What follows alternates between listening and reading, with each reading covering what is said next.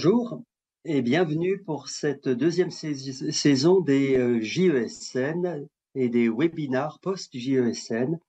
Ces webinars que nous avons lancés l'année dernière au JNLF en partenariat avec le Collège des enseignants de neurologie. Ces webinars, vous en avez peut-être l'habitude maintenant, s'organiseront chaque dernier lundi des mois à venir et ils reprendront pour chacun d'entre eux une thématique contenue dans une des sessions des JESN. L'objectif est d'enrichir la discussion qui a eu lieu lors de la session des JESN et puis, bien entendu, de vous donner envie de retourner voir en replay l'ensemble de la session des JESN que vous trouverez facilement sur le site des JNLF. Voilà, donc aujourd'hui, c'est le premier de ces webinars 2023-2024. Moins d'un mois après le congrès des JNLF de Paris.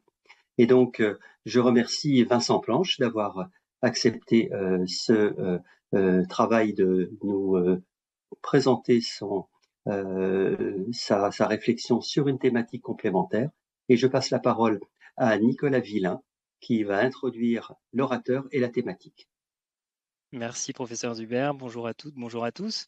Très honoré de modérer la session de ce soir qui s'annonce passionnante. Ceux qui avaient suivi Vincent lors des JNLF se souviennent que ses enfants préféraient le regarder plutôt que de regarder la patte patrouille. Donc, ça vous permet d'apprécier déjà ses qualités pédagogiques et vous n'en douterez pas, il a complètement refondu le contenu par rapport au contenu des JNLF. Donc, vous apprendrez encore plus. Donc, un petit mot sur Vincent. Vincent, il est MCUPH actuellement pour à l'université de Bordeaux pour encore quelques mois. Ça devrait ensuite malheureusement mal se passer. Il devrait perdre un D et se transformer en P pour devenir professeur, mais on ne va pas lui souhaiter trop de chance, ça pourrait porter malheur. Donc, il deviendra peut-être professeur Planche à partir du mois de septembre et il est déjà responsable du CM2R de Bordeaux. Vincent, c'est un grand spécialiste de la maladie d'Alzheimer dont il va vous parler aujourd'hui. Il est également passé par la thématique sclérose en plaques et maladie de Parkinson, donc il connaît bien la neurologie générale après avoir suivi sa formation à Clermont-Ferrand puis à Bordeaux. Et actuellement, ses thématiques de prédilection sont l'étude de la propagation de la tauopathie au travers de modèles de singes. Il étudie également la valeur des biomarqueurs sanguins en clinique, notamment avec l'étude Memento qui se déroule à Bordeaux. Et puis, il a aussi mené plein de travaux sur la stadification de l'atrophie dans différentes maladies neurodégénératives. Donc, c'est vraiment un des spécialistes français de cette question. Et donc, aujourd'hui, il va étoffer la thématique maladie d'Alzheimer qu'il avait abordée lors des JNLF. Et notamment, il va parler de l'indication et de l'interprétation des biomarqueurs du LCR et de l'indication de la TEP amyloïde en pratique. Donc, j'en profite parce que donc c'est une thématique extrêmement importante, celle des biomarqueurs, et donc elle pose aussi la question de la définition de la maladie, puisque aujourd'hui cette définition est challengée par les définitions américaines et européennes.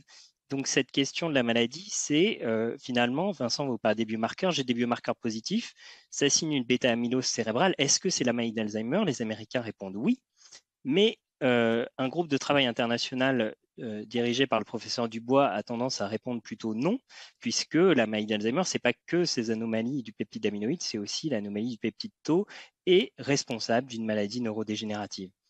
Et ça, c'est capital finalement à comprendre ces débats sur la définition qu'on a actuellement par rapport à ce dont va vous parler Vincent, parce que finalement, la question pratique que vous allez aborder avec Vincent tout de suite, c'est la suivante, c'est est-ce que lorsque j'ai un biomarqueur positif dans mon test, est-ce que je peux dire à mon patient qu'il a une maladie d'Alzheimer ou est-ce que, au contraire, je dois l'interpréter comme un possible facteur explicatif de la situation clinique? Voilà ce dont va vous parler Vincent et je suis très heureux de repérer vos questions à la fin. Donc n'oubliez pas de bien poser vos questions en dessous de la vidéo. Nous les prendrons à la fin de ce live. À tout à l'heure. Merci beaucoup, beaucoup Nicolas pour cette introduction. Merci à tous ceux qui sont présents pour la suite effectivement de cette session des JESN. Lors des JESN, j'ai peut-être été aussi un petit peu conceptuel pour essayer de situer les définitions de la maladie d'Alzheimer prodromique et pourquoi pas préclinique selon certains auteurs. Aujourd'hui, je vais essayer d'être peut-être un petit peu plus pratique pour la clinique quotidienne en vous parlant du bon usage des biomarqueurs pour faire un diagnostic de maladie d'Alzheimer. Alors, quand d'abord utiliser les biomarqueurs du liquide céphalorachidien? J'en ai déjà parlé pendant les JESN. Chez les patients asymptomatiques, je pense qu'en France, aujourd'hui, tout le monde sera d'accord pour dire jamais. Il ne faut jamais proposer le dosage des biomarqueurs de la maladie d'Alzheimer à un patient qui n'a pas de trouble cognitif objectivé, c'est-à-dire un bilan neuropsychologique pathologique avec un profil clinique possiblement évocateur d'une maladie d'Alzheimer. On ne fait pas de ponction lombaire avec dosage des biomarqueurs chez des plaintes cognitives isolées, par exemple. Même si on peut être tenté de le doser au passage parce qu'on fait une ponction lombaire pour une autre raison. Ça, c'est quelque chose voilà, qui, je pense, est assez consensuel aux France aujourd'hui, même si évidemment, dans une définition plus américaine de la pathologie, ce serait éventuellement débattu. Alors, on propose le dosage des biomarqueurs du liquide céphalorachidien chez des gens qui ont un trouble cognitif objectivé et compatible avec le diagnostic. Alors, si on s'en tient aux recommandations de la HAS, qui commencent à dater un petit peu, on ne propose les biomarqueurs du liquide céphalorachidien qu'à des patients jeunes, c'est-à-dire moins de 65 ans dans le domaine de la maladie d'Alzheimer, ou alors avec une présentation atypique, ou bien si le diagnostic reste douteux après un bilan neuropsychologique exhaustif et un bilan d'imagerie lui aussi assez complet.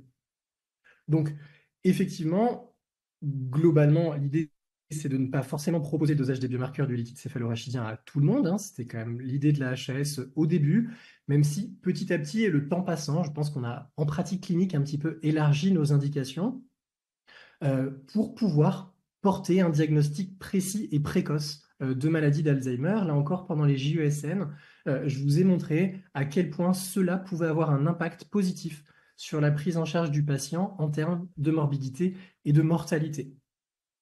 Alors bien sûr, il y a une question d'accessibilité de ces biomarqueurs. Moi, je travaille en CMRR dans un hôpital de jour où, juste à côté de mon bureau de consultation, je peux faire des ponctions lombaires de manière très simple. Effectivement, dans une consultation mémoire un petit peu plus isolée, c'est pas toujours évident, notamment par exemple quand elle est tenue par des gériatres qui ont peut-être moins tendance à faire des ponctions lombaires ou par des psychiatres. Cela étant dit, plutôt pour nos confrères gériatres, il faut dire aussi que plus un patient vieillit, plus l'interprétation des biomarqueurs va devenir difficile, notamment, je pense, au-delà de 75 ans. Moi, j'aurais tendance à mettre mon cut-off personnel à 75 ans. Je pratique moins la ponction lombaire après. Au-delà de 75 ans, vous vous retrouvez dans un cas de figure où il est assez probable que votre patient ait de toute façon des biomarqueurs positifs. Je vous l'ai montré pendant les JESN. 30% de la population âgée de 80 ans et cognitivement saine est amyloïde positif. Donc, si vous faites des ponctions lombaires à des sujets âgés, vous avez un risque d'avoir des biomarqueurs de toute façon positifs, mais qui n'expliqueront pas le trouble cognitif que vous avez documenté. Donc, l'imputabilité de biomarqueurs pathologiques à un trouble cognitif devient difficile avec le grand âge. C'est pour ça que je vous dis que les biomarqueurs doivent répondre à une question précise posée a priori. Par exemple, chez la personne très âgée, si je me décide de faire une ponction lombaire à 85 ans, ce que je me dis, c'est que je n'interpréterai les biomarqueurs que s'ils sont négatifs. Parce que même à cet âge-là, ils ont une excellente valeur prédictive négative. Une ponction lombaire normale à 85 ans exclut le diagnostic. Vous pouvez être parfaitement confiant là-dessus. Même, vous pouvez dire à votre patient qu'il ne développera jamais de son vivant de maladie d'Alzheimer s'il a des biomarqueurs négatifs à 85 ans.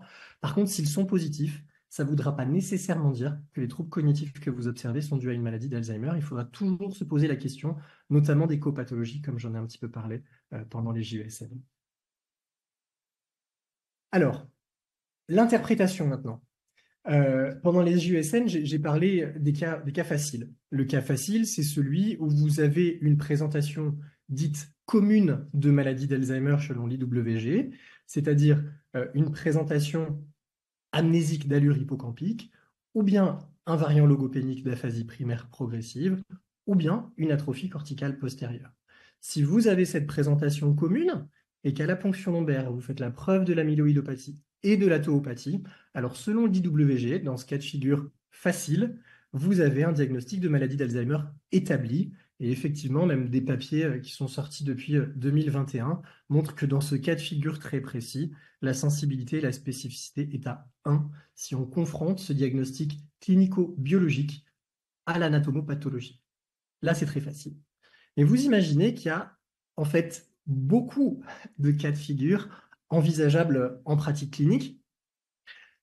Si vous avez par exemple une présentation commune de maladie d'Alzheimer, mais que vous avez pas forcément les deux biomarqueurs positifs, mais que vous avez un marqueur d'amyloïdopathie positif, mais un marqueur de tauopathie négatif, ou bien l'inverse, un marqueur de tauopathie négatif, un marqueur de tauopathie positif, pardon, et un marqueur d'amyloïdopathie négative, et bien là, vous allez osciller sur des diagnostics possibles ou probables de maladie d'Alzheimer.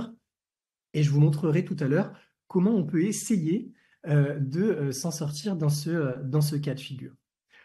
Autre possibilité, c'est d'avoir une présentation moins commune de maladie d'Alzheimer, mais qui reste possible avec qui reste compatible avec le diagnostic. C'est par exemple le cas du syndrome corticobasal. Un syndrome corticobasal qui est A+T+, vous voyez que vous avez une maladie d'Alzheimer qui devient probable, mais il faut toujours garder en tête qu'il n'est pas complètement impossible qu'en fait ce syndrome corticobasal soit authentiquement expliqué par une dégénérescence corticobasale ou même une PSP, pourquoi pas, et que les biomarqueurs de maladie d'Alzheimer que vous retrouvez chez cet individu sont en fait fortuitement présents et ne seraient peut-être responsables de troubles cognitifs en lien avec une maladie d'Alzheimer que 5 ans ou 10 ans plus tard. Le plus gros piège, sans doute, par rapport au phénotype moins commun de maladie d'Alzheimer de l'IWG, c'est le syndrome dysexécutif. Pourquoi ? Parce que autant le syndrome corticobasal, quand vous l'observez, que vous le documentez bien, vous savez que vous avez face à vous une maladie neurodégénérative. Tout le but du jeu, c'est de savoir laquelle. Quand vous avez devant vous un syndrome dysexécutif, cognitif et ou comportemental, eh bien sûr, ça peut être une maladie neurodégénérative, mais ça peut être aussi beaucoup d'autres choses. Ça peut être une pathologie psychiatrique, ça peut être une pathologie vasculaire, ça peut être de la iatrogénie, ça peut même être, pourquoi pas, un syndrome des apnées du sommeil. Et donc, face à un syndrome dysexécutif, si vous avez des biomarqueurs de maladie d'Alzheimer positif, oui, peut-être il s'agit d'un authentique variant dysexécutif de maladie d'Alzheimer, mais dites-vous aussi qu'il s'agit peut-être quand même d'autres choses, et il va falloir rester très très vigilant sur une autre maladie sous-jacente. Voilà pourquoi on oscille selon l'IWG plutôt sur des diagnostics possibles ou probables dans ces cas-là. Alors justement, je vais passer du temps maintenant surtout pour vous parler des résultats discordants. Ces patients qui sont A+T- ou bien A-T+. Qu'est-ce qu'il faut en penser? Alors d'abord, les patients A+T-, la première chose à faire, c'est de s'interroger sur une autre cause que la maladie d'Alzheimer. Je vous ai présenté le tableau des faux positifs pour les biomarqueurs lors des JESN. Vous pouvez le retrouver dans l'article de pratique neurologique qu'on a coécrit avec Nicolas Villain. Un grand classique, c'est l'hydrocéphalie chronique de l'adulte, qui, par un effet supposé de dilution des biomarqueurs, va abaisser la concentration du peptide Abeta42 en dessous du seuil réputé pathologique. Vous allez avoir l'impression d'avoir un patient qui est A+. En fait, il ne l'est pas. D'accord. Et généralement, on arrive à se raccrocher un petit peu aux branches, tout simplement parce que les deux autres biomarqueurs, la phosphoto et la tau total, sont aussi très fortement abaissés. On peut aussi avoir des pathologies à type de Leigh, c'est ces fameuses encéphalopathies limbiques à TDP43 qui donnent volontiers des syndromes amnésiques d'allure hippocampique lentement progressifs de la personne âgée, qui peut être de manière coïncidente aussi amyloïde positif. Donc, se méfier d'un possible Leigh A+, tout comme se méfier d'une maladie à corps de Lévy A+, il est très fréquent que les authentiques maladies à corps de Lévy aient aussi des plaques amyloïdes, positivant ainsi ce biomarqueur d'amyloïdopathie, sachant que pourtant, ce que vous observerez chez votre patient, ce sont bien les conséquences de sa maladie à corps de Lévy et pas d'une maladie d'Alzheimer. Un autre classique, bien sûr, c'est l'angiopathie amyloïde, éventuellement isolée, sans maladie d'Alzheimer associée. Et puis, ces profils A+T-, ça peut malgré tout être quand même d'authentiques maladies d'Alzheimer. Il y a un papier, je trouve, assez informatif sur le sujet paru l'année dernière dans Brain, qui s'est spécifiquement intéressé à cette question. C'était des patients qui, de leur vivant, étaient A+T- avec des troubles cognitifs et pour lesquels cette équipe d'Amsterdam a pu récupérer le cerveau, donc a pu confronter cette situation clinico-biologique à l'anatomopathologie. Vous voyez 215 sujets avec du LCR pré-mortem entre 2 et 5 ans avant l'autopsie. Ce que vous voyez, c'est que en fonction des cohortes, parce qu'en fait c'est un regroupement de cohortes américaines et néerlandaises, en fonction des cohortes, 50 à 73% de ces patients A+ témoins avaient bien, sur le plan neuropathologique, une maladie d'Alzheimer. Donc A+ témoin, vous avez quand même une maladie d'Alzheimer dans un petit peu plus 50% des cas. C'est quelque chose que vous pouvez garder en tête. Et surtout, ce qui est intéressant dans ce papier, c'est qu'il montre que les patients A+, T+, ou A+, T-, qui ont une authentique maladie d'Alzheimer sur le plan neuropathologique, en fait, se ressemblaient et avaient les mêmes caractéristiques, notamment démographiques et neuropathologiques. Ce qui était intéressant aussi à voir sur quelques données longitudinales qu'ils avaient dans cette étude, c'était qu'aucun patient A+, T- ne devenait A+, T+, mais par contre, l'inverse était possible. Des patients A+, T+, pouvaient devenir A+, T-. Et ça fait écho à ce qu'on commence à savoir d'un certain nombre d'études longitudinales, c'est que ce qu'on dose dans le liquide céphalorachidien, il faut toujours l'avoir en tête, ce n'est pas exactement les lésions de tauopathie qu'il y a dans le cerveau de nos patients, mais c'est de la phosphoto soluble, d'accord? C'est ce qui est relargué dans le milieu extracellulaire et qu'on peut doser dans le liquide céphalorachidien. Ce n'est pas la lésion de dégénérescence neurofibrillaire qui est véritablement neurotoxique. Et en fait, cette phosphoto soluble, on le voit dans ces différentes études, elle monte évidemment dans la phase présymptomatique et le début de la phase clinique de la maladie, mais elle a tendance à diminuer un petit peu avec le temps. L'idée, l'hypothèse biologique derrière tout ça, c'est que une fois qu'il y a déjà eu beaucoup de morts neuronales et sans doute beaucoup de relargage de phosphoto dans le LCR, petit à petit, il y a moins de phosphoto à relarguer, donc la concentration commence à diminuer, ce qui explique que sur des stades très évolués, il est possible qu'un patient qui était A+, T+, dans le liquide céphalorachidien devienne artificiellement, si vous voulez, A+, T-. Cela dit, si on faisait par exemple une TEPTO à ces patients A+, T- avec une authentique maladie d'Alzheimer, ils auraient des lésions de tauopathie absolument partout, comme le confirme la neuropathologie. Voilà pour les A+, T-. En ce qui concerne les patients, par exemple, A-T+, cette fois-ci, là encore, évidemment, il faut s'interroger sur une autre cause de maladie neurodégénérative. Il faut sans doute penser au premier plan aux pathologies des spectres des DLFT, notamment les DLFT tau, notamment par exemple la maladie de Pick, voire pourquoi pas même une PSP, une dégénérescence cortico-basale, pour lesquelles il peut y avoir une petite augmentation de la phosphoto qui du coup se fera de manière indépendante de l'amyloïdopathie puisqu'il s'agit de tauopathie primaire. Une autre situation dans laquelle on peut être T+, c'est la maladie de Creutzfeldt-Jakob, mais là généralement ça s'accompagnera d'une très forte augmentation de la concentration de la protéine tau totale avec un intérêt de ce ratio phosphoto sur tau. Généralement, le diagnostic de maladie de Creutzfeldt-Jakob dans ce contexte est assez facile à objectiver. Et puis là aussi, sur ce profil A-T+, vous pouvez très bien être face à une authentique maladie d'Alzheimer, et vous pouvez même être face à une troisième situation, qui est une situation sans doute complètement bénigne, et j'y reviendrai tout à l'heure. Enfin, j'y reviendrai tout de suite même d'ailleurs.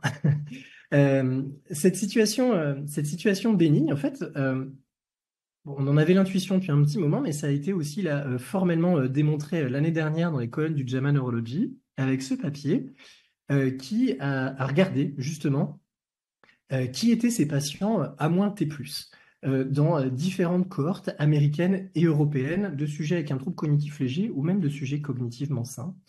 Alors vous voyez que dans ces cohortes, les patients A-T+ sont rares, entre 4 et 5%. Et ce qu'on voit, c'est que les patients A-T+, à l'échelle de ces grandes cohortes, se comportent de la même manière sur un suivi longitudinal que les patients A-T-.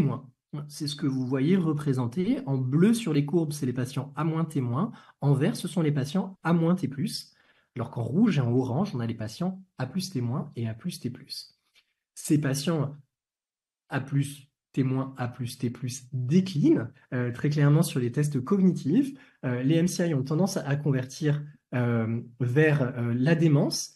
Ces patients A+, T- et surtout les patients A+, T+, ont des lésions de tauopathie bien définies sur la TEP-tau, mais par contre, Les patients A-T- et A-T+ ne sont pas différenciables aussi bien en termes d'évolution clinique que même sur la TEPTO. Donc en fait, il y a très clairement un sous-groupe de patients A-T+ qui ont une évolution complètement bénigne, et peut-être même qu'il s'agit de la majorité des patients, ce qui fait que ça tire ces études de cohorte vers l'absence de différence entre les patients A-T+ et A-T-.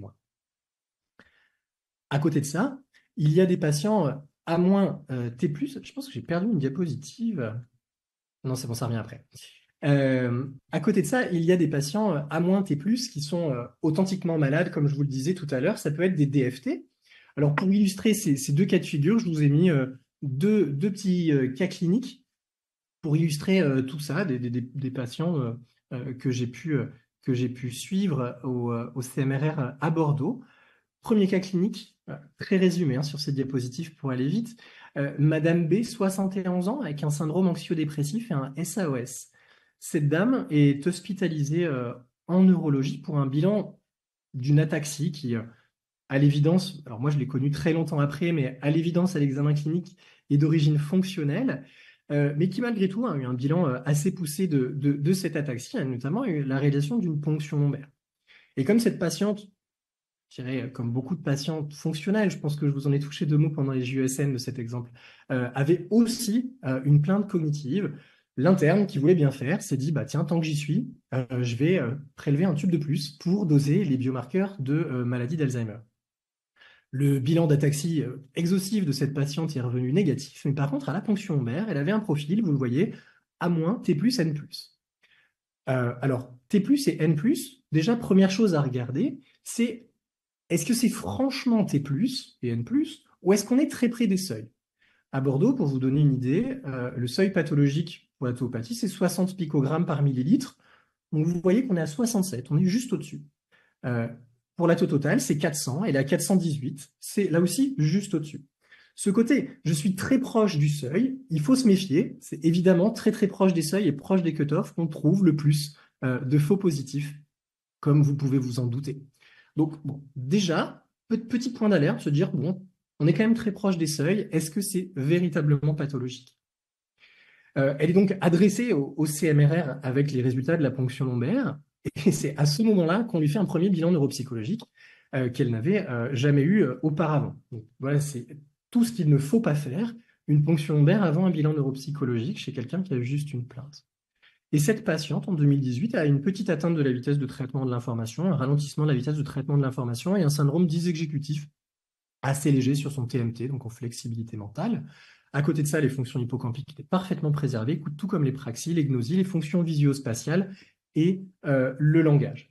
Donc vous voyez que déjà, on est très loin d'une présentation commune de maladie d'Alzheimer et on a juste ce très léger syndrome dysexécutif, mais qui n'est en soi pas vraiment inquiétant, puisque bah, bien sûr, on a une patiente avec un syndrome anxio-dépressif qui peut expliquer ce ralentissement de la vitesse de traitement et ce léger syndrome dysexécutif. Elle a un SAOS pour lequel elle tolère mal l'appareillage et qui lui aussi peut expliquer ce petit syndrome dysexécutif. Et vous voyez que sur son IRM, absolument pas d'atrophie, mais quelques lésions de microangiopathie qui, elles aussi, pourraient peut-être expliquer une part de ce très léger syndrome dysexécutif. Donc, 2018, quand même, peu d'arguments pour imputer ce syndrome dysexécutif à ces biomarqueurs positifs, et évidemment, on propose un suivi. 2020, parfaitement stable. 2022, parfaitement stable. 2024, normalisation du syndrome dysexécutif léger, probablement grâce à une meilleure prise en charge de son syndrome anxio-dépressif à ce moment-là. Vous voyez bien qu'en fait, le trouble cognitif extrêmement léger de cette patiente n'avait rien à voir avec la positivité de ces biomarqueurs. Et après plus de 6 ans d'évolution, on est même assez tranquille pour penser que ces biomarqueurs n'ont absolument aucun caractère pathologique, notamment parce qu'ils étaient très proches des seuils. Et par contre, cette dame, pendant 6 ans, et même encore aujourd'hui, on parle de « j'ai peut-être bien une maladie d'Alzheimer ». Donc, on lui a clairement pas rendu service en faisant une ponction lombaire. Et puis, sur ces profils A-, T+, N+, vous avez un cas clinique complètement différent juste en dessous, une patiente un peu plus jeune, 63 ans, une hypertension artérielle sous bisoprolol, qui a une plainte cognitive, on se situe à peu près au niveau de 2018, qui a été vue dans une consultation mémoire pour la première fois en 2020, avec déjà pour le coup, là cette fois-ci, des fonctions cognitives franchement altérées. Vous voyez, sur l'efficience cognitive globale, on a MMS à 17 sur 30. Un test des 5 mots de Dubois, qui montre une amnésie avec peut-être un profil hippocampique, hein, elle encode bien, mais par contre, il n'y a absolument rien au rappel, même après l'indissage. Puis aussi, ce qu'on note, c'est des difficultés en dénomination qui sont très sévères, avec une Bex-Greco, là, avec un index qui est à 12/40, c'est vraiment très faible, et un syndrome dysexécutif. Sur ces quelques éléments du bilan neuropsychologique, ça peut être tout à fait compatible avec une présentation clinique de maladie d'Alzheimer, syndrome hippocampique, trouble du langage, même si on n'a pas trop de précision puisqu'on n'a qu'une dénomination. Une ponction lombaire est faite, on a un profil A-, T+, N+. Là, on est un petit peu plus loin des seuils, 571 pour taux total, 77 pour fausse photo. Et cette patiente, notamment du fait de son jeune âge, est adressée finalement au CMRR. Et là, vous voyez que l'IRM de la patiente, pour le coup, n'a rien à voir avec celle du dessus.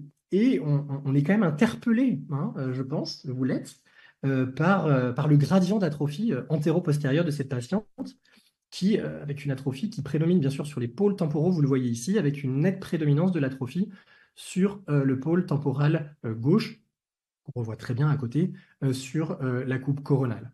Quand on reprend le bilan neuropsychologique un petit peu initial et qu'on complète aussi les tests, nous, à ce moment-là, on se rend compte qu'il ne s'agit pas tellement d'un syndrome dysexécutif et d'un défaut d'accès au lexique, mais très clairement d'un très important trouble de la mémoire sémantique chez cette dame-là, qui avait cliniquement une présentation de démence sémantique, qui a une IRM très évocatrice de démence sémantique.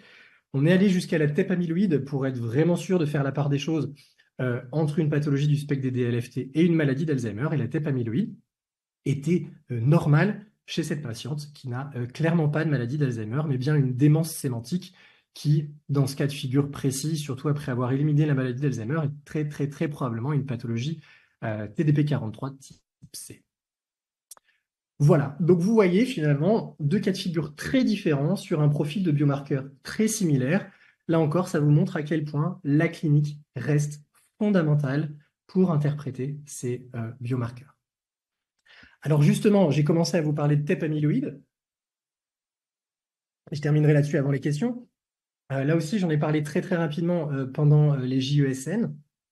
Sur ces profils discordants, et notamment, je pense que le profil le plus intéressant, c'est ce fameux profil A-T+, on a la possibilité de demander une TEP amyloïde.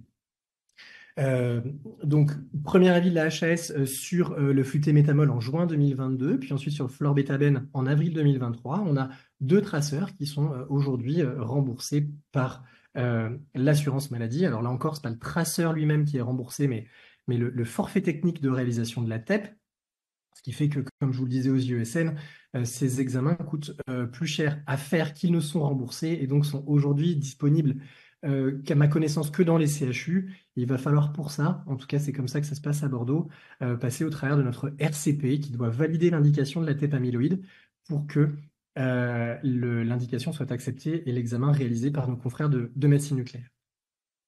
Et donc ce que dit la HAS, c'est que vous pouvez faire une TEP amyloïde, premièrement, globalement, dans les indications de la ponction lombaire, c'est-à-dire des sujets jeunes de moins de 65 ans, et avec une présentation atypique ou une présentation mixte qui rend difficile le diagnostic. Sauf que, en plus d'avoir l'indication de l'APL, pour avoir recours à la TEP amyloïde, il faut soit que le patient ait une contre-indication à la ponction lombaire, y compris une contre-indication relative. La HAS ne précise pas quelles sont les authentiques contre-indications à la ponction lombaire. Nous, par exemple, on considère qu'un patient qui est sous anticoagulant a une contre-indication à la ponction lombaire. Alors oui, bien sûr, dans l'absolu, on pourrait très bien faire une fenêtre sans anticoagulant pour réaliser le geste. On considère que c'est quand même une petite perte de chance, donc on peut avoir recours directement à la TEP amyloïde dans ce contexte-là. Et puis, le deuxième recours possible de la TEP amyloïde, c'est justement ces patients qui ont des biomarqueurs discordants dans le liquide céphalorachidien et pour lesquels vous avez du mal à conclure quant au diagnostic étiologique. Et comme je vous le disais tout à l'heure, je pense que la plus belle indication, c'est la discordance A-T+. Il y a une jolie série de cas comme ça français. 34 patients qui avaient un diagnostic de maladie d'Alzheimer cliniquement possible ou probable et qui ont eu une ponction lombaire. Vous voyez, sur ces 34 patients, ils en ont 9 qui sont A-T- N+, et 25 qui sont A-T+ ou N-. Donc en gros, on va dire A-T- et A-T+.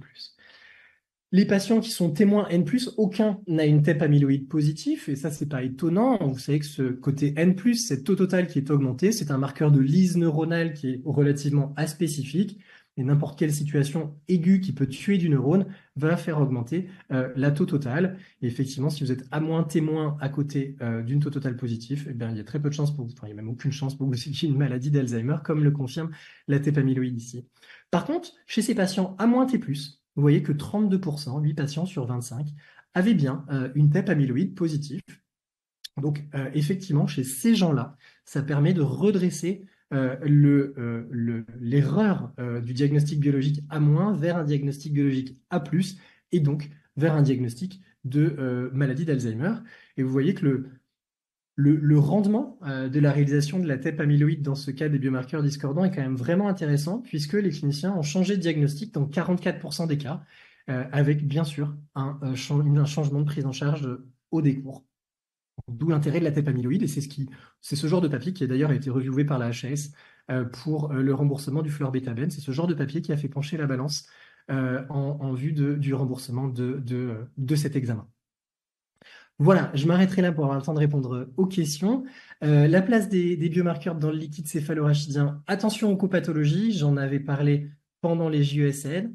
Les copathologies sont très fréquentes et il est tout à fait possible que ce soit une maladie à corps de Lévy qui explique les troubles cognitifs de vos patients et qu'à côté de ça, vous ayez des biomarqueurs positifs. Si vous avez une clinique de Lévy, c'est une maladie à corps de Lévy et pas un Alzheimer que vous voudriez plaquer sur ces biomarqueurs positifs. Un grand intérêt à tout âge de ces biomarqueurs de liquide céphalorachidien, c'est leur excellente valeur prédictive négative.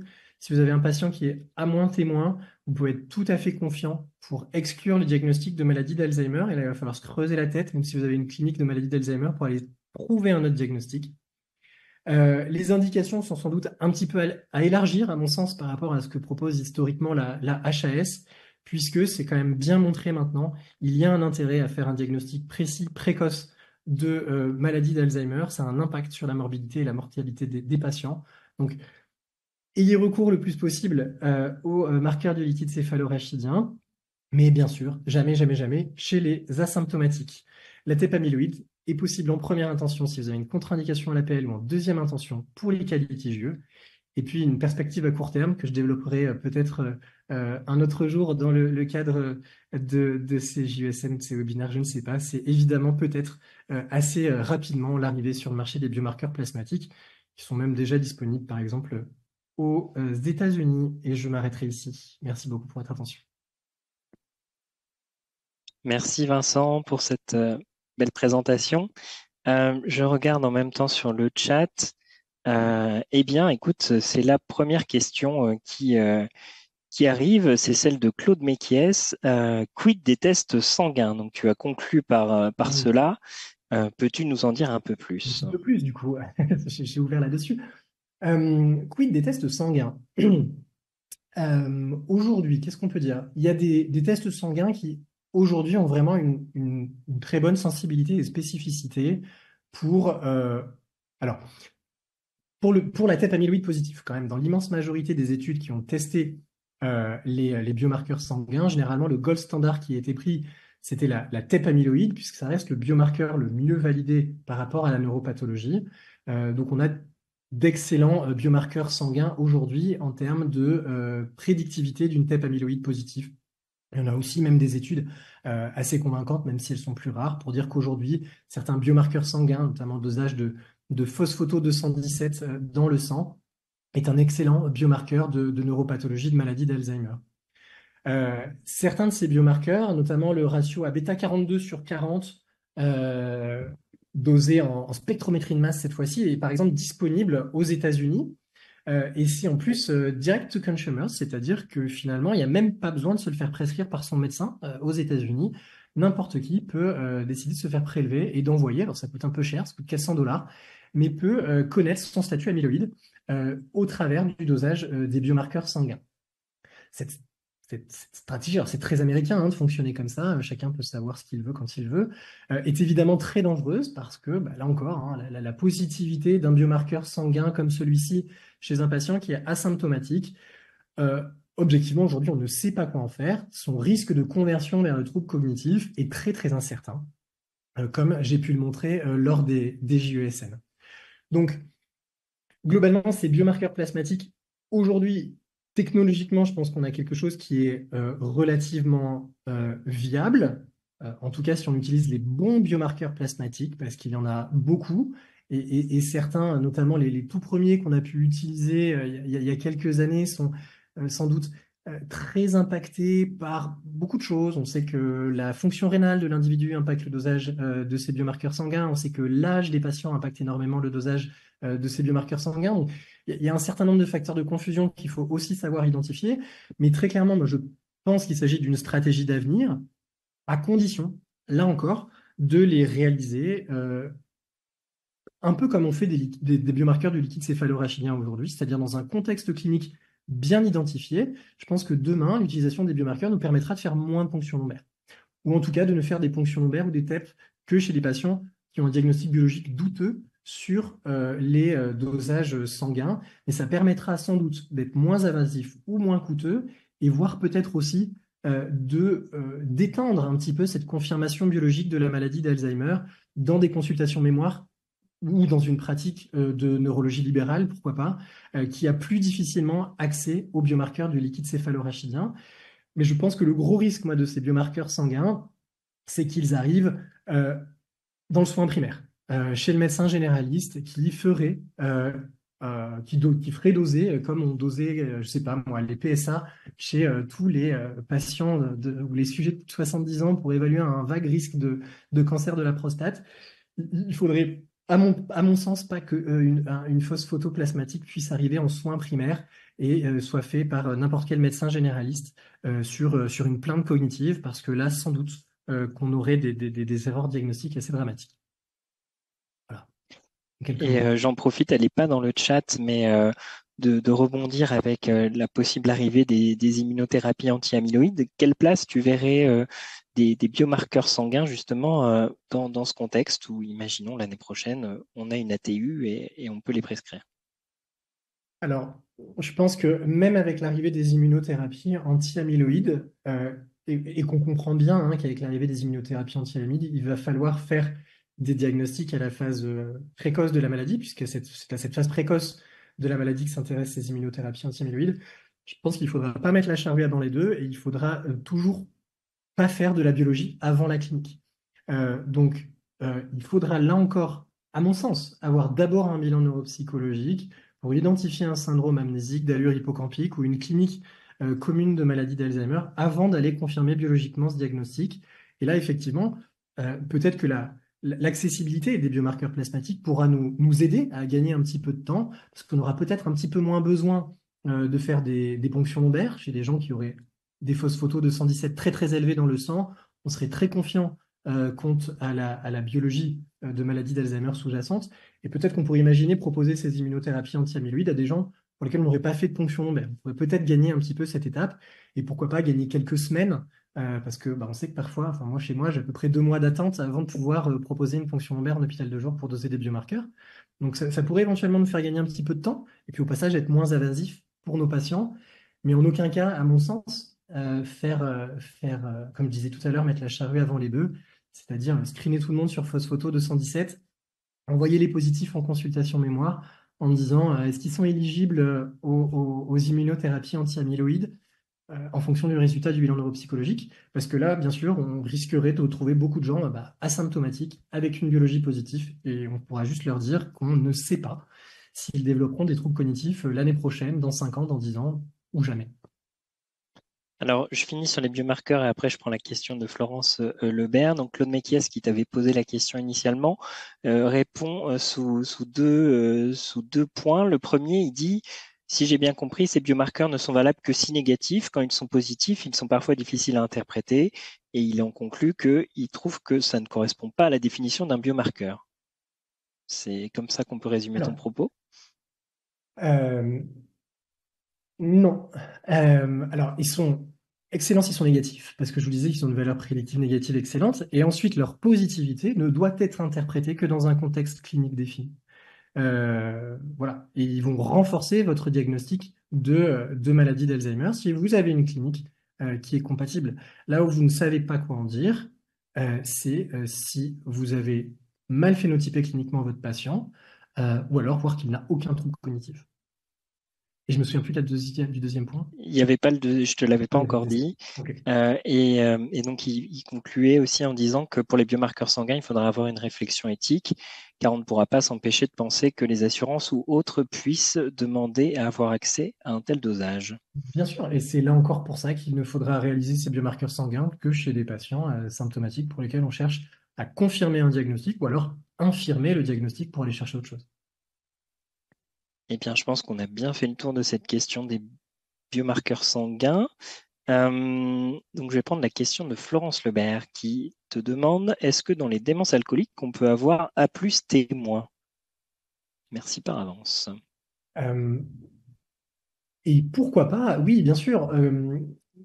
Comme je le disais tout à l'heure, la prévalence de l'amyloïdopathie asymptomatique, donc que vous allez retrouver de manière incidentale finalement à la ponction lombaire, euh, est très élevée, surtout en vieillissant, comme je le disais tout à l'heure, 30% à 80 ans.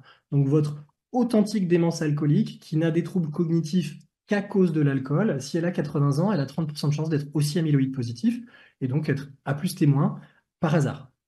Donc oui, bien sûr, on peut être dans cette situation-là, sans problème. Moi, j'ai un cas personnel exactement comme ça. Et ce qui n'est pas facile, hein, parce que vous avez un syndrome amnésique d'allure hippocampique tout à fait typique, avec Bien des sûr. intrusions, un petit syndrome dysexécutif, et cette biologie, et finalement, c'est l'évolution qui vous aide, et puis les marqueurs de neurodégénérescence, si vous avez accès à un PET-FDG, par exemple. Mm, mm, mm. Tout à fait. La clinique n'est pas toujours si aidante que ça. Alors, parfois, bon, on arrive à se raccrocher, on a des patients qui sont un peu cérébellés au passage, qui ont d'autres complications, leur intoxication éthylique. On se dit que quand même, l'alcool a vraiment pesé sur leur système nerveux, avec des symptômes en plus d'un profil hippocampique et dysexécutif. Des fois, moi, ça me rassure de trouver ça à côté pour dire qu'on est quand même plutôt face à l'alcool que face à autre chose, mais c'est pas toujours facile, c'est sûr.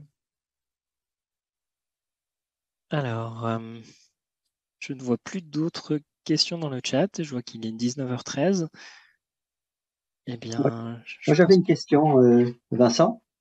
Plaisir. Une question très très simple, c'est est-ce qu'il y a un sujet autour de la du dosage et de la manière dont il est réalisé techniquement sur un pays comme la France? Est-ce qu'on peut dire que le dosage réalisé à Bordeaux, eh bien, on aurait exactement pour le même malade, on aurait exactement le même résultat à Paris, Lille ou ailleurs? Alors, on aura on n'aura pas. Alors, globalement, ce qu'il faut, c'est qu'il y a eu un très très bel effort d'harmonisation au niveau national, au moins dans les CHU, pour le dosage de ces biomarqueurs du liquide céphalorachidien. Après, effectivement, les normes vont pas toujours être les mêmes d'un CHU à un autre, par exemple, parce qu'ils n'utilisent pas les mêmes machines, hein. Il y a quelques fournisseurs comme ça en concurrence, donc les normes sont toujours un tout petit peu différentes, mais globalement, tout se vaut. Après, mon expérience personnelle, c'est quand même de se méfier un tout petit peu de ce qui peut être fait dans certains grands groupes privés de laboratoires pharmaceutiques. Notamment, alors je ne sais pas si c'est la problématique du dosage qui est faite sur place, mais il y a par contre une question sur les conditions préanalytiques, de ce qui se passe entre le moment où vous prélevez votre liquide céphalorachidien et le moment où le dosage va être fait dans la machine. Il y a pas mal de papiers sur les conditions préanalytiques qui peuvent drastiquement modifier la concentration des biomarqueurs dans le liquide céphalorachidien. Le cas le plus connu, c'est celui du tube que vous utilisez pour le prélèvement. Il faut absolument que ce soit un tube en polypropylène, parce que les autres plastiques, par exemple, ont tendance à agréger, à coller, notamment le peptide A-bêta à la paroi des tubes, ce qui fait que en fait, vous avez tout qui est collé sur le tube, et vous allez doser un liquide céphalorachidien artificiellement déplété en A-bêta et vous allez conclure à tort à une diminution de la concentration du peptide A-bêta parce qu'un mauvais tube a été utilisé soit par celui qui a prélevé, bon ça normalement on fait attention, soit éventuellement par celui qui l'a techniqué si ça n'a pas été fait correctement. Il peut y avoir des sujets sur le délai entre le moment où il est prélevé et le moment où il est techniqué. Est-ce qu'il y a eu des cycles de congélation, de décongélation? Voilà, donc il peut y avoir un petit sujet là-dessus. Mais c'est vrai que les fabricants ont fait un très gros effort entre le début et la fin des années 2010 pour mettre au point des robots qui sont 100% automatisés et qui ont permis de réduire énormément les variabilités interlaboratoires qui étaient majeures à la fin des années 2000 et au début des années 2010, et responsables effectivement de beaucoup de faux positifs et de faux négatifs du fait du caractère manuel et de procédures très, très différentes, justement de décongélation, de durée, etc., de laboratoire. Donc ça a quand même un peu diminué. Et maintenant reste ce que disait Vincent, les différences entre fabricants et les conditions préanalytiques. Très bien. Bon. Eh bien, je pense qu'on a fait le tour. Il est 19h16. Il est 19h16, oui. Tout à fait. Nicolas, un mot de conclusion, peut-être? Eh bien, merci beaucoup Vincent d'avoir pris ce temps, ce double temps de pédagogie à la fois au cours des JNLF et au cours de ce webinaire. C'est vraiment une question brûlante dans notre domaine que celui des biomarqueurs, de savoir les interpréter correctement. Et l'arrivée des biomarqueurs sanguins va faire que cette question va devenir de plus en plus fréquente. Et au-delà de ça, comme je le disais en introduction, c'est aussi une question même de définition de ce qu'est la maladie. Donc, on n'a pas fini d'en parler. Donc, c'est vraiment extrêmement important. Il y a que trois dosages en pratique, plus le bêta-amyloïde, ça fait un quatrième, mais il faut extrêmement bien les manipuler pour éviter de faire des faux diagnostics ou au contraire des diagnostics erronés. Donc, merci d'avoir pris ce temps. N'hésitez pas à diffuser l'information autour de vous, de recliquer sur les liens, de faire des likes, de tweeter, de faire tout ce que vous voulez. Il faut que ce type d'enseignement passe auprès de l'ensemble de la communauté neurologique. Merci beaucoup, Vincent. Merci Nicolas. Merci à tous les deux pour ce moment passionnant. Bonne soirée à tous. Au revoir. Au revoir à tous.